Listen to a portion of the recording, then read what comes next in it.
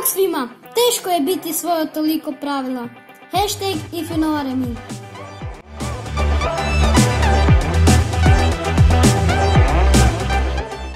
Zato sam danas odlučio pročitati ovaj citat. Moraš znati u koju si luku krenuo, želiš li uhvatiti povoljan vjetar koji će te onamo odvesti. Rekao je to Marko Enea Seneca. Dobar savjet, što vi mislite? Recite mi to u komentarima i vidimo se sutra. Bok!